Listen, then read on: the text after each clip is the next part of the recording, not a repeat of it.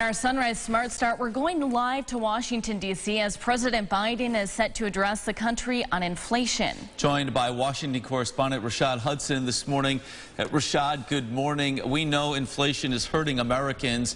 Do we have any feel for what the president is going to say today about it?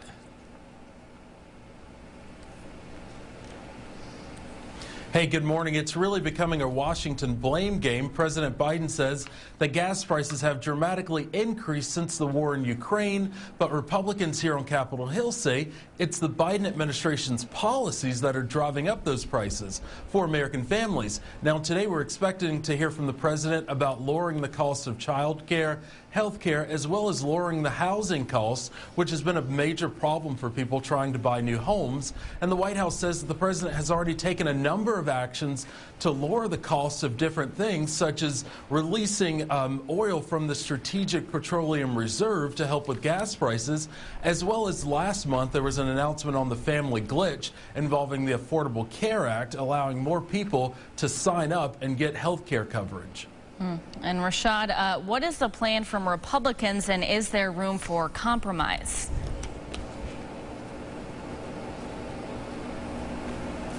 So Republicans are against the plan to raise taxes on the wealthy and corporations, which is what President Biden will call for later today as he addresses inflation. Now, there won't be any compromise. Well, there's unlikely to be any compromise, given that Republicans oppose this idea, and some moderate Democrats are not quite on board with raising taxes on the wealthy as well as corporations.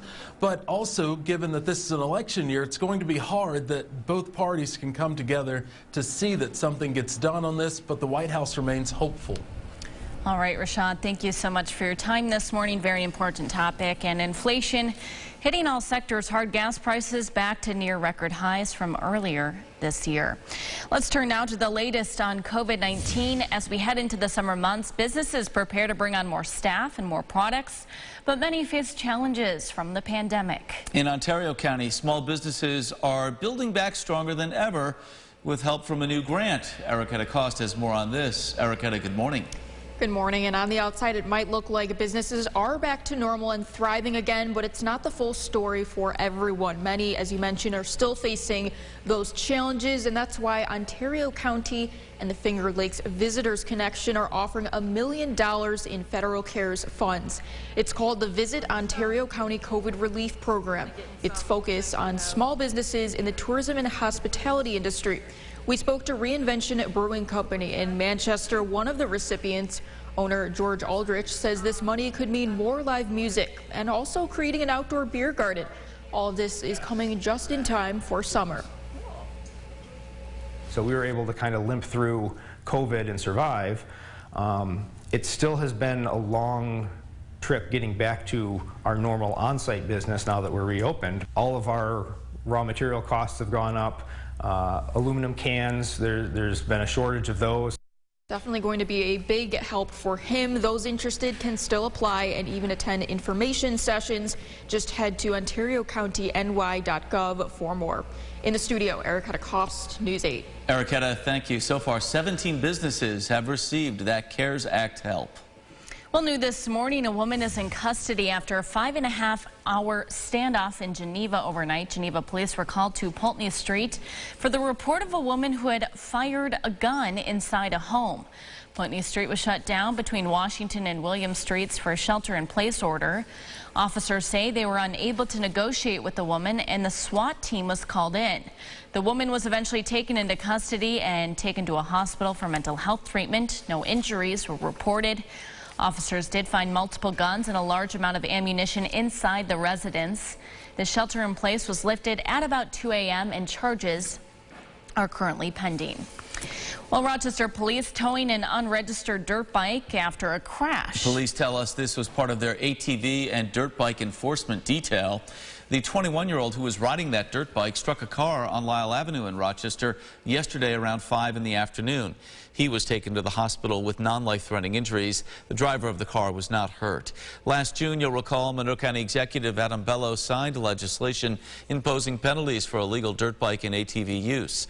Last March, a 9-year-old boy and 21-year-old man died in dirt bike accidents on consecutive days, prompting a public forum on the issue.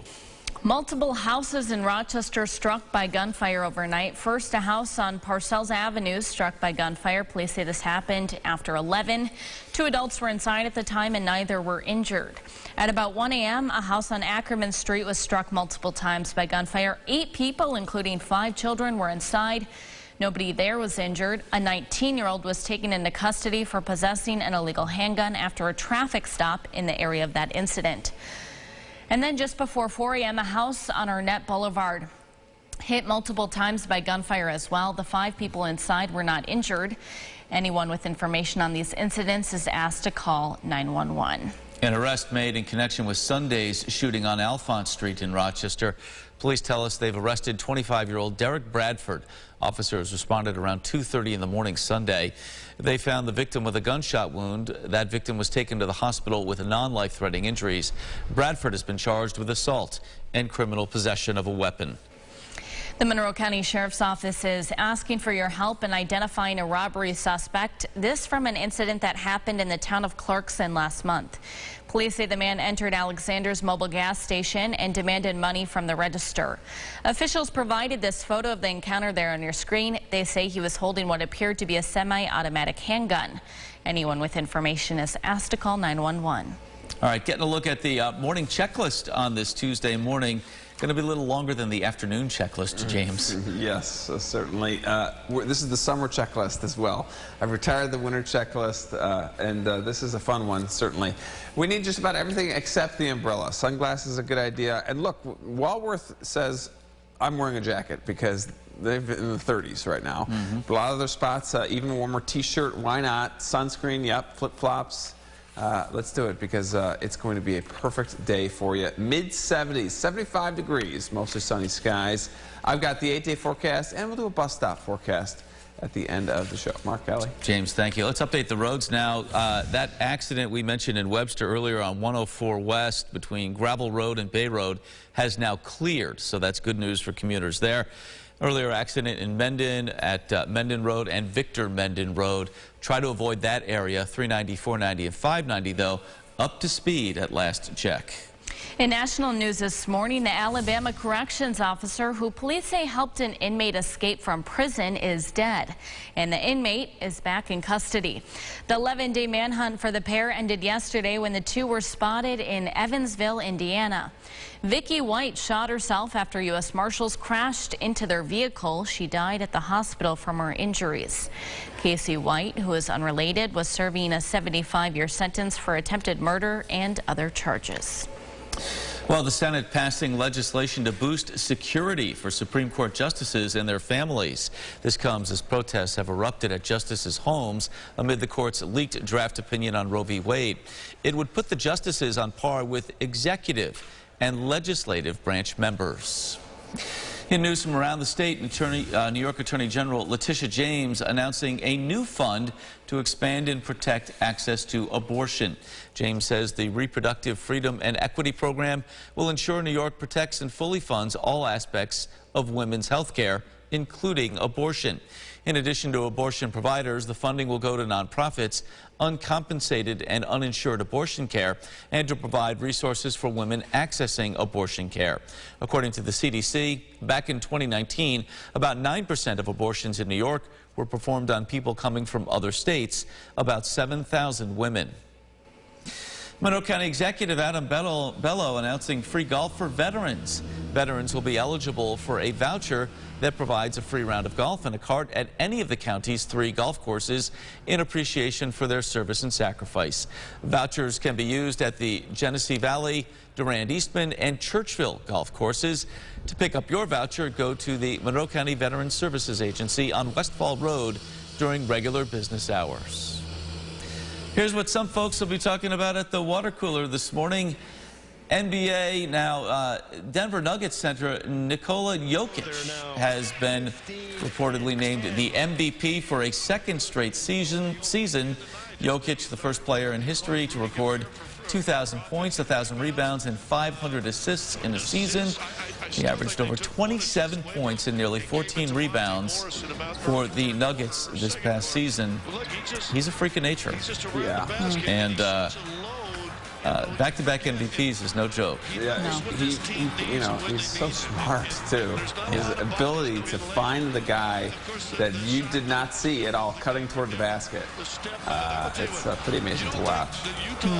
And James, might be a nice day to get outside and play basketball. Man. Yeah, probably is. Little outdoor hoops, James. Yeah. I saw some people playing outdoors yesterday. Yeah, why not? Swing by Cobb's Hill, maybe play a couple rounds of basketball there. Should be a great day for that. Got to go to school first, though. A chill in the morning. Temperature starting off in the 40s, but look at that. We finish in the 70s.